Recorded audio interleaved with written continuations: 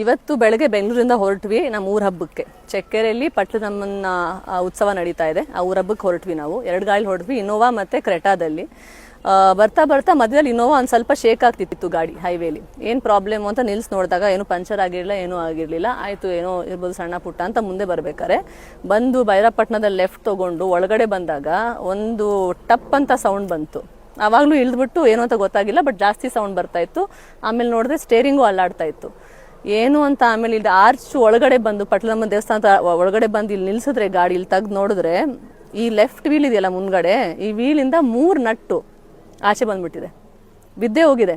ಆಮೇಲೆ ತಿರ್ಗಾ ಚೆಕ್ ಮಾಡಿ ನೋಡಿದ್ರೆ ಇನ್ನೂ 2 ನಟ್ಟು ಅಲ್ಲಾಡ್ತಾ ಇದೆ, ಹಂಗೆ ಕಳ್ಕೊಬಿಡ್ತು. ಏನಾದ್ರು ಒಂದು ಸ್ವಲ್ಪ ಹೆಚ್ಚು ಕಮ್ಮಿ ಆದರೆ ದೊಡ್ಡ ದುರಂತಾನೆ ಆಗ್ತಾ ಇತ್ತು. ಆಮೇಲೆ ತೆಗ್ದು ನೋಡಿದ್ರೆ ಒಳಗಡೆಯಿಂದ ಆ ಥ್ರೆಡ್ಡಿಂಗ್ ಇದೆಯಲ್ಲ, ಎಲ್ಲ ಥ್ರೆಡ್ಡಿಂಗ್ ಆಗುತ್ತೆ, ಆ ಕಡ್ಡಿನೂ ಕಿತ್ತೋಗಿದೆ 2. ಸೊ ಇದು ಹೇಗೆ ಏನು ಅಂತ ಅರ್ಥ ಆಗಿಲ್ಲ, ಬಟ್ ಇದು ಮಾಮೂಲಿಯಾಗಿ ಇದು ಆಗಬಾರ್ದಾಗಿತ್ತು. ಸೊ ಇವತ್ತೇನೋ ತಾಯಿಯ ಅನುಗ್ರಹದಿಂದ ಆ ತಾಯಿ ಕಾಪಾಡಿದ್ರೆ ನಾವು ಇವತ್ತು ಈ ಕ್ಷೇತ್ರನ ಎಂಟರ್ ಮಾಡಿದ್ದೀವಿ. ಅಲ್ಲಿ ಮುಂದೆ ದೇವಸ್ಥಾನ ಇದೆ, ಅವ್ರ ಆಶೀರ್ವಾದ ತೊಗೊಂಡು ಇವಾಗ ನಾವು ಊರೊಳಗೆ ಹೋಗ್ಬೇಕು. ಅಲ್ಲೇನಾಗುತ್ತೆ ಅಂತ ನಾವು ನೋಡ್ಬೇಕು ಇವಾಗ.